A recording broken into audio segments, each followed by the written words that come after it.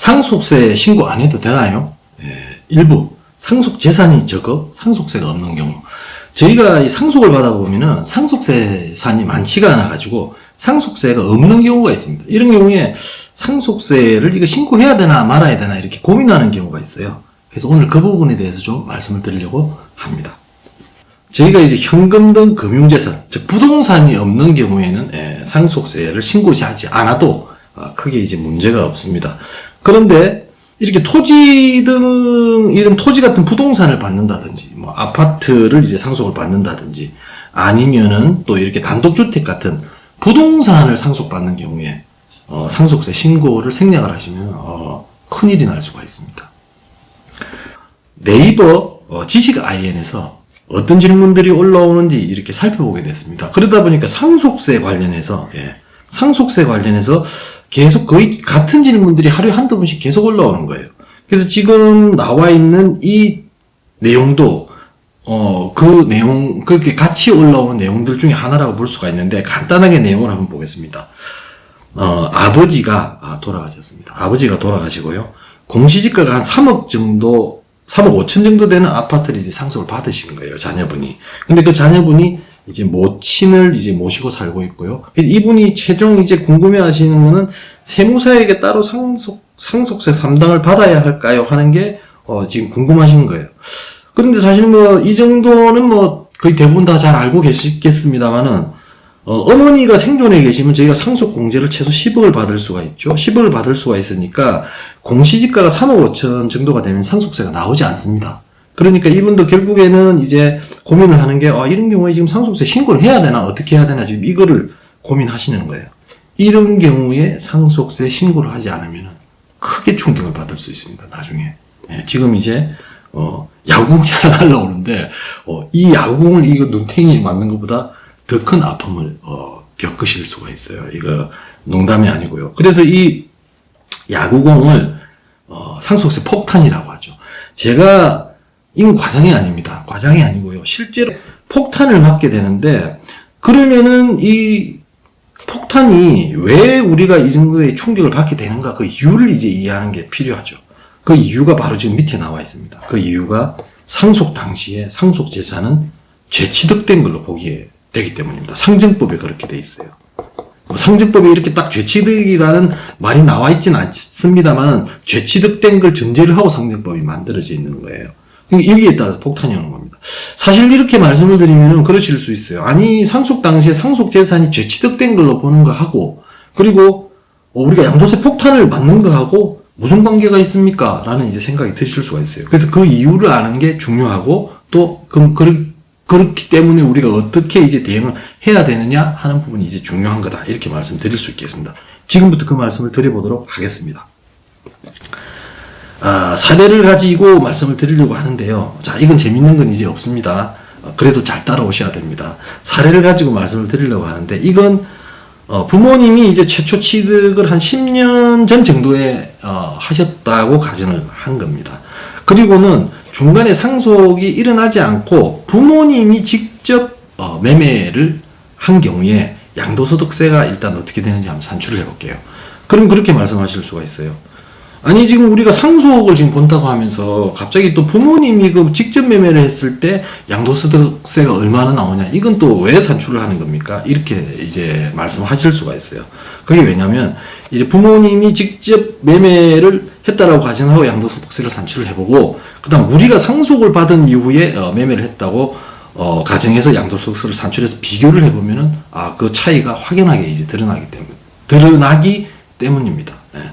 그래서 이제 이걸 한번 비교해보는 과정이 필요하다고 생각을 하고 있고요. 간단하게 한번 보시죠. 저희가 매매가 됐을 때 양도소득세를 계산하면 처음에 어떻게 계산이 됩니까? 일단 양도가액을 결정을 해야죠. 요거는 4억이라고 가정을 하겠습니다. 소소하게 4억으로 이제 가정을 하고요.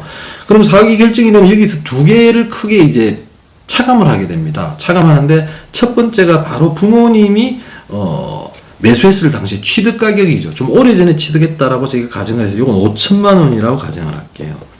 5천만 원이라고 가정을 하고, 그러면은 요거 다음에는 이제 뭐를 보통 공지해 줍니까? 사실 이 부분은 뭐 예를 들면 인터넷이나 유튜브에 많이 나오기 때문에 다들 이제 많이 아실 거라고 생각하는데, 바로 이제 부모님이 보유한 기간에 따른 공제, 즉 장기 보유 특별 공제라는 것을 하게 됩니다. 이 장기 보유 특별 공제도 크죠. 근데 이 장기 보유 특별 공제가 사실 한 두 가지 정도로 나뉩니다. 그래서 첫 번째가 뭐냐면은 1년에 2%씩 일반적인 거죠. 1년에 2%씩 정도를 이제 공제를 하게 되는데 10년 정도가 되면은 2%씩 곱하기 10 하면 20%가 지금 공제가 되는 거죠. 제법 이제 공제가 되는 겁니다. 그런데 비과세되는 1세대 1주택, 고가주택인 경우에는 공제가 어떻게 되나요? 이거는 공제가 그렇게 나뉘죠. 보유기간에 따라서 1년에 4%, 그리고 또 거주기간에 따라서 1년에 4% 해서 합이 각각 40%씩 해서 10년에 이제 80%가 지금 같은 상황에서는 이제 공제가 될 수가 있는 겁니다. 굉장히 크게 이제 공제가 되는 거죠.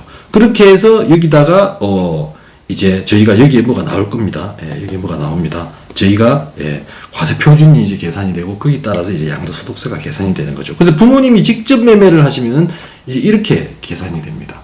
자, 그럼 지금부터 저희가 여기 상속을 받아서 매매를 한다라고 한번 가정을 해보죠. 그러면 앞에서도 말씀드렸듯이 상속이 일어나면 어떻게 본다고 했나요? 상속 당시에 우리가 다시 취득한 걸로 보는 겁니다. 다시 취득을 하게 되면은 지금 이제 이 장면을 잘 기억을 하셔야 되는데 부모님이 보유하던 보유 기간에 대한 것들이 어떻게 돼버립니까? 사라져버리고 상실돼버리는 거예요. 사라져버리고 상실된다. 그래서 우리가 보는 혜택은 상속을 받고 난 다음에 매매하는 시점까지의 기간이라고 볼 수가 있는데 요건 여기서 제가 한 2년 정도를 가정을 하겠습니다. 2년 정도 가정을 하는 이유가 대개 보면은 상속주택을 받으셔가지고 계속 그걸 이제 오랫동안 이제 뭐 보유하시는 분들도 계시긴 합니다만은 거의 뭐 한 1, 2년 사이에 이렇게 매도하시는 경우가 많더라고요. 그래서 2년 정도를 이제 받고요. 자, 그러면 이때 양도소득세 한번 계산을 해볼게요. 매도가액은 어떻게 됩니까? 처음에 우리가 받듯이 그대로 4억이 되는 겁니다. 그대로 4억이 되고, 그 다음 취득가액은 어떻게 되나요? 취득가액은 5천이 되나요? 아니죠. 이거는 이제 부모님이 취득했던 가액이 이건 사라지고, 취득가액이 이제 뭐가 되느냐가 중요하게 되는 건데, 사실 이건 상속세 신고를 하신 분들은 아실 거예요. 내가 상속세 신고를 얼마에 했으니까, 그럼 그걸로 이제 취득가액으로 되는 건가? 라고 이제 생각하실 수가 있습니다. 그래서 제가 결론부터 딱 말씀드리면은, 취득가액은, 우리가 상속 당시에 신고했던 가액으로 됩니다. 우리가 상속 당시에 신고했던 가액. 근데 저희가 신고를 한다라고 해서 그걸로 바로 결정이 되는 건 아니죠. 결정이 되는 건 아니고, 세무서장이 그걸 이제 보고 검토를 합니다. 이 사람이 상증법의 시가에 맞게 이제 부합하게 신고를 했냐. 그래서 그거하고 맞다라고 하면 세무서장이 결정을 하게 돼 있어요. 그럼 그 결정한 가액이 바로 취득가액이 되는 겁니다. 그래서 사실 저희는 생각을 하고 있지는 않지만 세무서에서는 뭔가 상황이 벌어지고 있고요. 나도 모르는 사이에 뭔가가 이제 결정이 돼 있는 겁니다. 근데 상속세 신고를 저희가 하지 않으면 어떻게 될까요? 상속세 신고를 하지 않으면 기준시가라는 걸로 결정이 됩니다. 우리도 모르는 사이에. 기준시가가 결정이 되면 이제 어느 정도 사실 좀 양도소득세에 대해서 아시는 분들은 감이 이제 좀 오셨을 거예요. 야, 기준시가 저거 적용되면 양도소득세 많이 나올 것 같은데. 진짜로 많이 나옵니다. 그거는 제가 다음에 이제 보여드리는 걸로 하고요. 여하튼 취득가액은 이렇게 우리가 상속 당시에 신고한 가액으로 결정이 되는데 신고를 하지 않으면 기준시가로 결정이 된다. 이게 이제 잠재적인 폭탄의 씨앗이 되는 거다. 이렇게 말씀을 드릴 수가 있고요.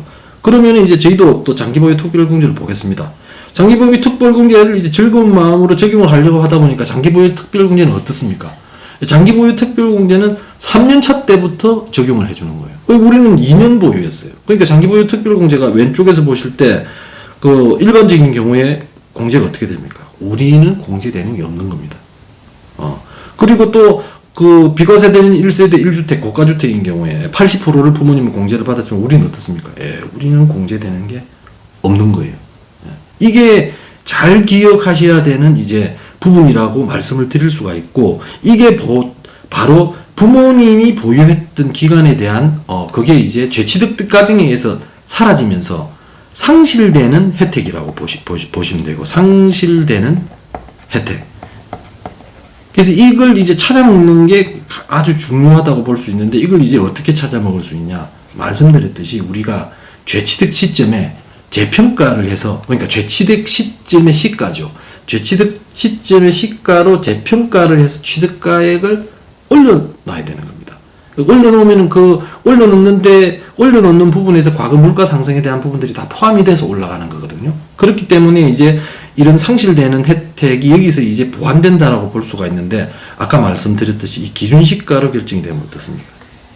예, 그런 것들이 제대로 이제 반영이 되지 않게 되는 거예요. 그래서 결론적으로 말씀드리면은 상속할 때 신고를 하지 않고 지나가게 되면은 기준시가라는 걸로 나도 모르는 사이에 취득가액이 이제 결정이 되는 거고, 그랬을 때 부모님이 보유했던 기간에 대한 혜택이 취득원가에 반영이 되지 않고 그냥 상실돼 버리고 만다.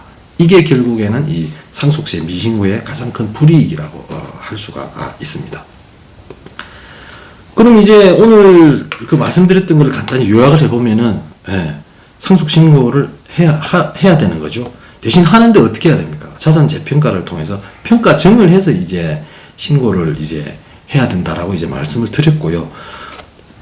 그러면은 이제 오늘 본 것들이 다음 영상에서, 그러면 이 폭탄, 야구공이죠. 야구공을 한 대 딱 두드려 맞는 걸 이제 보여드렸었는데, 이 두드려 맞는 충격이 과연 지금 저 사람 말대로 진짜 야구공으로 두드려 맞는 정도가 될 것인가?